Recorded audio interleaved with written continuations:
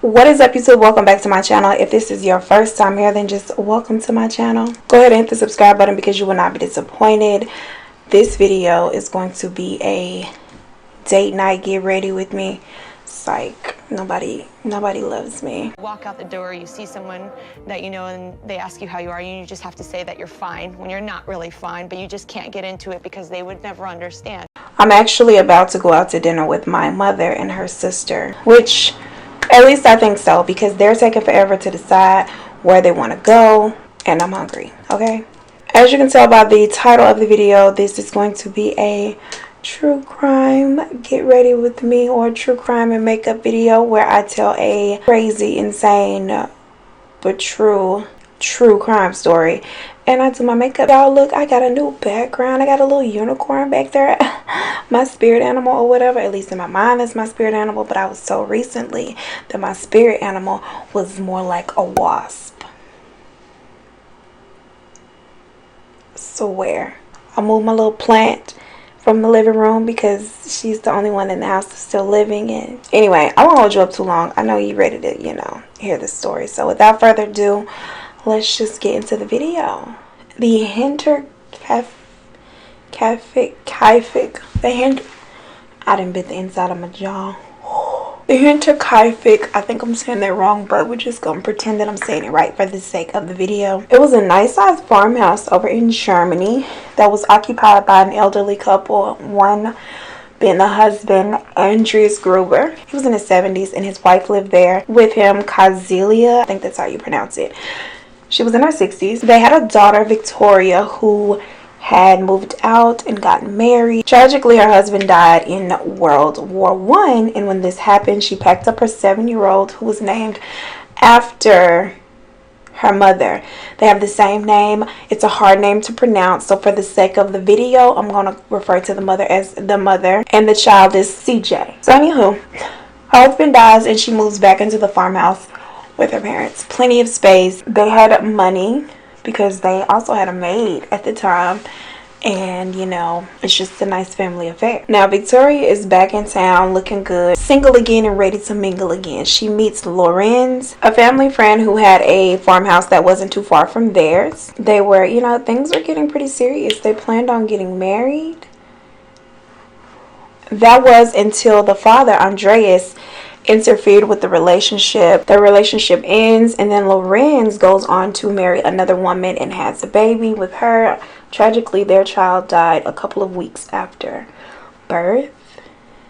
Terrible. So Victoria becomes pregnant with her son Joseph, and the identity of the father is kept secret. Many of the people in the town or neighborhood speculated that Lorenz was the father of the child, but homegirl was not giving up the tea. Like, she never would say who her baby daddy was. Now, disturbingly, Andreas, the dad, and Victoria, father and daughter, had an incestuous relationship, which unfortunately for them is punishable by law over in Germany. So they both actually spent time in jail. He spent a year and she did a month. Many people speculated that he was the father of her child, and they never revealed who the dad was. To this day, it's still a mystery. Nasty. Just nasty. In the month of September, the family maid began complaining that she would hear like noises in the attic above her room, that she had a strange feeling that, somebody was watching her. I always feel like somebody's watching me. That was her. She would complain, and the family kind of was just like, girl, you tweaking. Like, you might just be losing it. It got so bad that one day she decided to just get her things and leave. She quit. She said she couldn't take it anymore. She was convinced that the farmhouse was haunted. Did you guys hear that? I'm scared, and I didn't do that. I'm scared. She wanted no part, so she was out. Fast forward to March of the next year. Everybody's doing, their little part around the farmhouse to take care of the animals. And they're just being one big happy family, living in peace, going to church on little Sundays. But then odd things began to happen again around the house, like the strange noises. Mostly at night, Andreas found a strange newspaper in the house.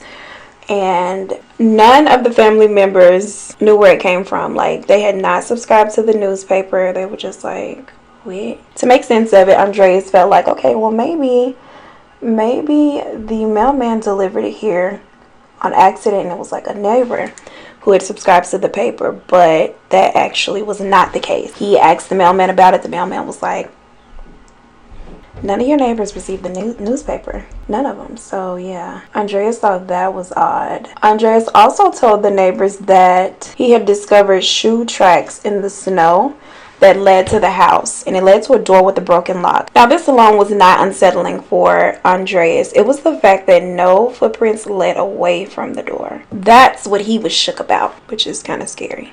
Around the same time, some of the family's house keys went missing. Nobody took them. Everybody was like, what's the tea? It ain't me. Same night that the keys go missing and he finds the footsteps in the snow, Andreas hears footsteps in the attic, like the ones that the maid had previously reported. He investigated, went into the attic, took a look around, didn't find anything. He spoke about it with plenty of the neighbors, but failed to report anything to the police.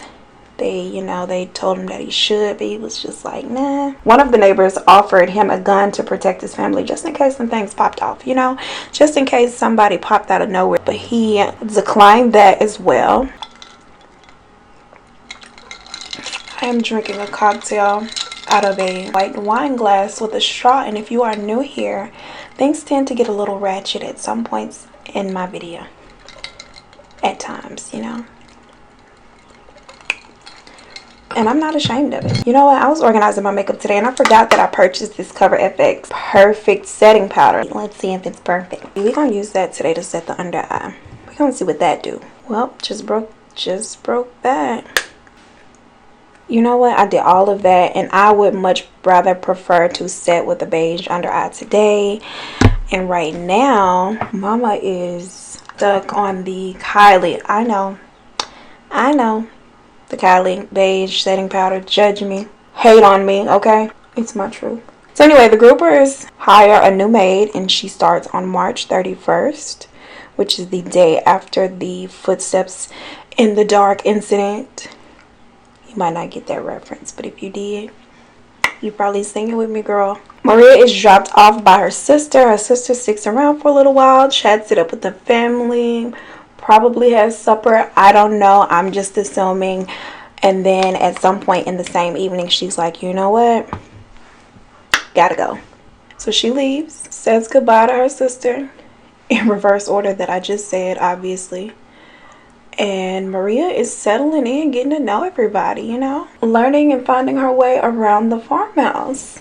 Because apparently the farmhouse was pretty big, and that was important to do. On April 1st, April Fool's Day, I don't know why I felt the need to point that out. It's not really relevant, but whatever.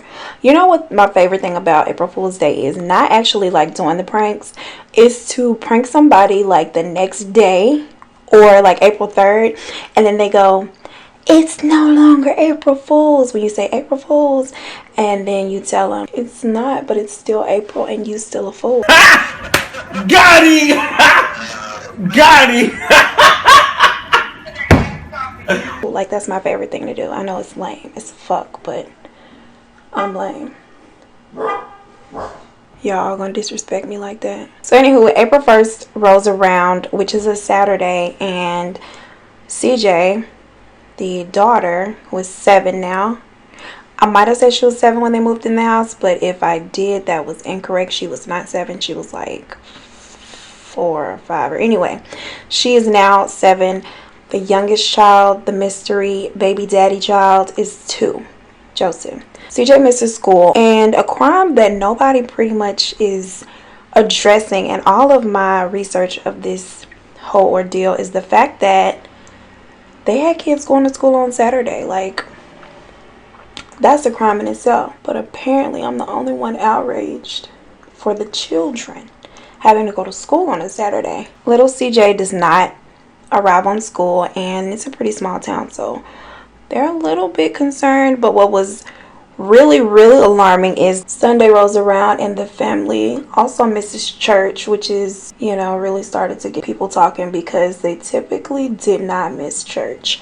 And Victoria was in the choir, so that really brought attention to the fact that she wasn't there and they had nobody to do the solo, and so they were just like, what's the tea? Where's Victoria? Monday comes, little CJ misses school again, and the neighbors are pretty much just like, you know what, that's it.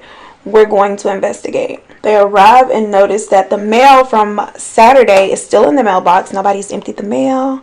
Nobody checked to see if they check came on time.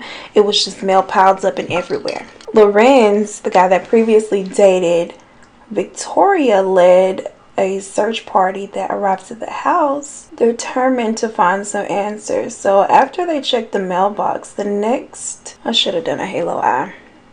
I make terrible decisions. The next place that they searched was the barn outside the home where, thought I heard something. I'm scared. They found the body of Victoria and her parents. Sadly, they also found the body of 7-year-old CJ. All of them have been brutally murdered and their bodies have been covered in hay. Victoria and her elderly parents likely died instantly from expertly delivered blows to the head with a mattock, which is that pickaxe used for I don't know what they use it for. I know it's like digging and chopping. I don't know. Don't make me lie, but I've seen it before and you've seen it before too, and I'm gonna put a picture up here. CJ had also been delivered a blow to the head. Her autopsy revealed that she did not die right away, and that she also was missing clumps of her hair, which the medical examiner determined that she likely pulled out herself, like she was in shock, and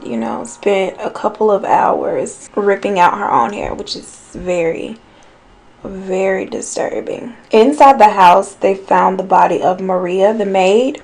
She had 2 major blows to the head with the same pickaxe, and 2-year-old little baby Joseph had also been murdered.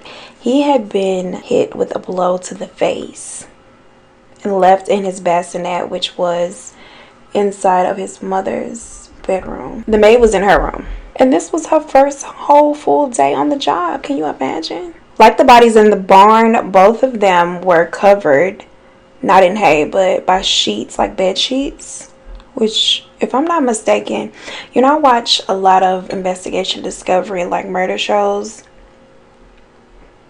as if you probably don't already know this about me. And a lot of times, maybe I got this from Criminal Minds. Either way, I got it from TV that, when murderers kill and they cover the bodies, it's like a sign of remorse or them not wanting to face what they've done, or, feeling bad.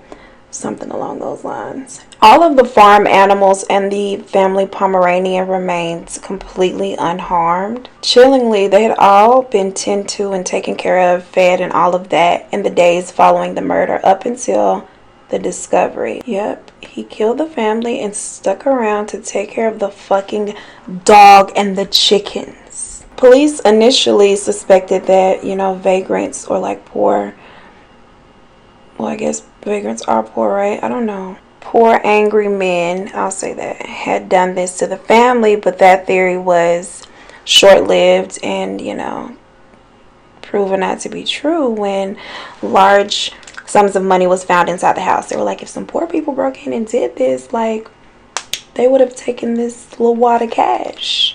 Besides, the hay that was used to cover the bodies and the sheets to cover the bodies on the inside of the house, nothing else had been disturbed in the whole entire house. But it was clear that the killer had remained inside the home for several days because, like I said, he was feeding the chickens, walking the dog. He had even burned a little fire inside the fireplace, prepared a couple meals. It's insane. Insane. I think one of my wings is bigger than the other bay. I'm just going to have dinner with my mother and her sister, the Golden Girls. The police questioned over 100 suspects, including the maid, the old maid, who who had quit 6 months prior, and homegirl was like, she'd just come to the conclusion that, you know, the place was haunted because she would always hear these footsteps, she would always hear these strange noises, she would always feel like she was being watched. She just came up to the conclusion that, you know, the place was haunted. Put this girl back and her too. Police also zeroed in on Lorenz, remember Victoria's Bay. They theorized that traumatized by the death of his own baby, because this was around the time that him and his wife lost their child. They theorized that, you know, he had succumbed to grief and just snapped out, come to the farm, which was only like 100 yards or a couple hundred yards from his own farm, and murdered the family. At the initial discovery of the bodies, he did not seem to be like traumatized. They said that he acted nonchalant, viewing and handling the bodies without any signs of repulsion or like, oh, that's nasty, you know. He wasn't grossed out by the grisly scene like at all, and they initially thought that that was quite suspicious behavior.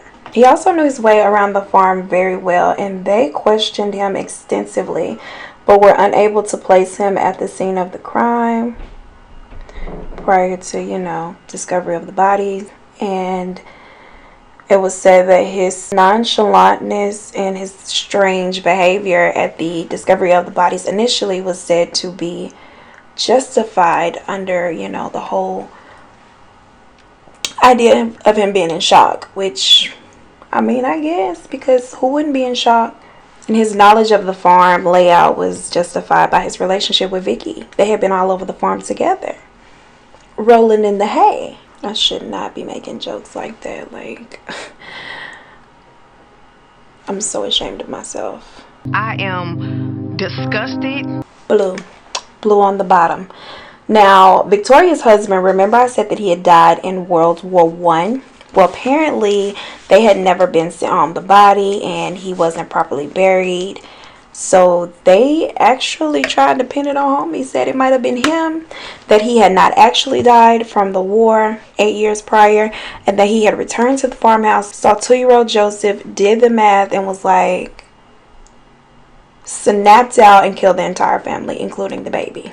This was debunked because soldiers came forth and they testified to actually like seeing his body and say, you know, no, homie was definitely dead, so it wasn't him. So they took that as the truth and eliminated him as a suspect, which I felt like that was a little bit of reach. Like, girl.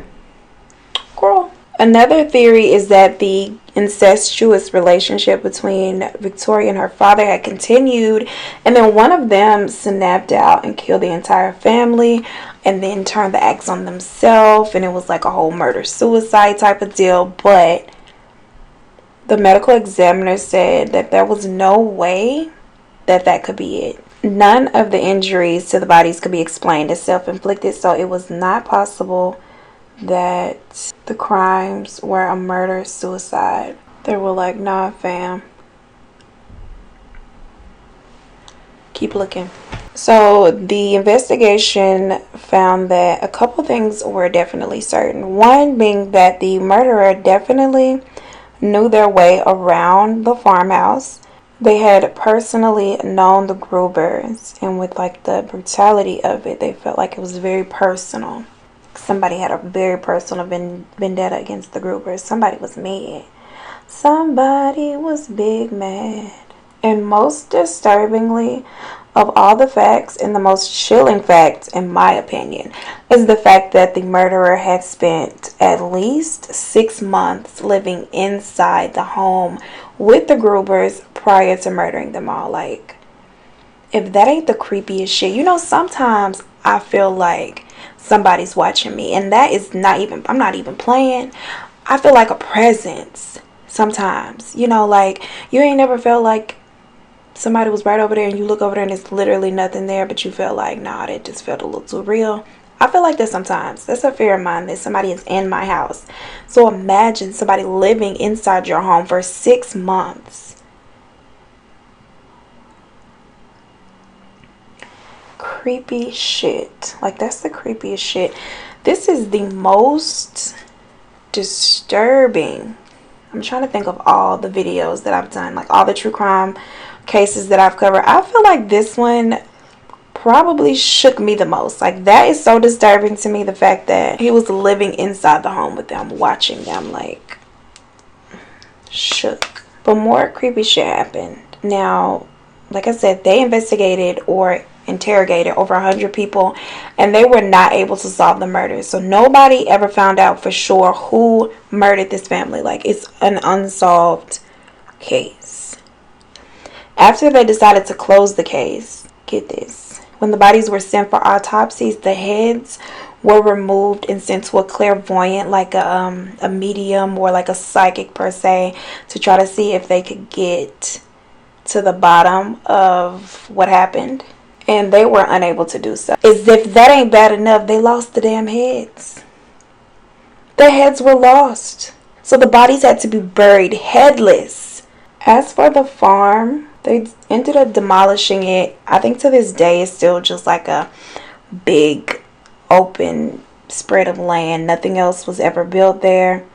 They just tore it down because it just, I mean, it was just a sad story, crazy story. And yeah, during the process of tearing down the farm, they found the murder weapon in the attic. No fingerprints were able to be recovered from the axe.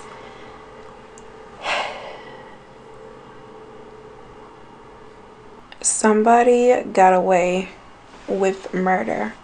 So let's chat. I want to know what you guys think. I don't even know what I think. I haven't really thought about it.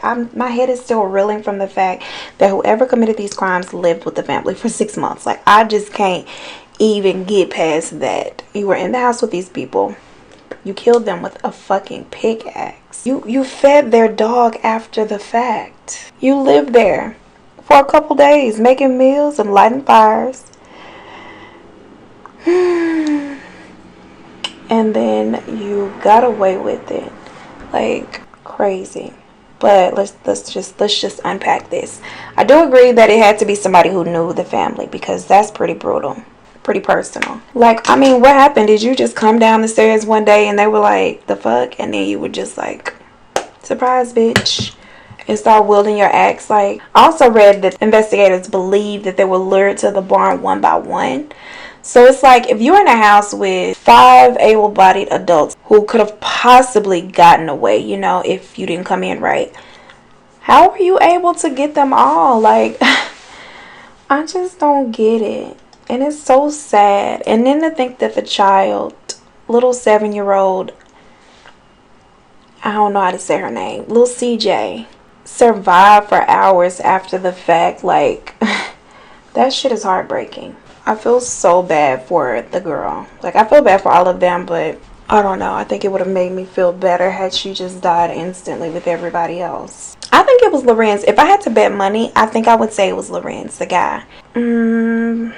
Yep, I think it was him. I think that he thought that that son was the father's, and he just, when he lost his kid, he started to envision what his family could have been had Andreas not been nasty and interfered with his relationship with Victoria. And I feel like he may have snapped out and lost it and went there, and that's why he had no problem killing the child as well, because the kid was her dad's and was like a visual representation of their, I don't want to call it love, I don't know what to call it, but you know, represented her dad and her and their nastiness. And I feel like that's what happened. Sad story. I am supposed to go have a dinner with my mother and her sister tonight, and literally it's been like 60 hours and none of us have decided what we are going to eat. None of us know we're going to eat. You know how women are, and it's 3 of us women, so we're all like, I don't know what I want to eat. What do you want to eat? And it's like, you don't know what you want to eat. What do you want to eat? It's just a mess. And this is the thing, I could just pick a place, but I just know for certain that if I'm like, hey, let's go here, they're both gonna be like, ugh, why'd you pick there? And it's like, girl, because you didn't pick anywhere, okay? That's why. Okay, so I decided, you know, while they're still thinking, let me just get ready for dinner, right? And then I'm like, what if I have to ditch these girls and go somewhere by myself or order a pizza? I don't want to just waste a beat or look this, you know, beat down and end up in a Popeyes drive-thru. So I was like, while I'm doing my makeup, I can record a video and then it won't be wasted. So that is it for this video. Thank you so much for watching. If you enjoyed it, please don't forget to give it a thumbs up, share, comment. Let me know what you think. I would like to know who you think did it. Who did it? Let me know down below. As always, I appreciate you spending time with me, and I will see you in the next one. Peace. And no footprints, girl. Really, footprints? Not footprints. No fingerprints were able to be recovered. Hinterkaifeck.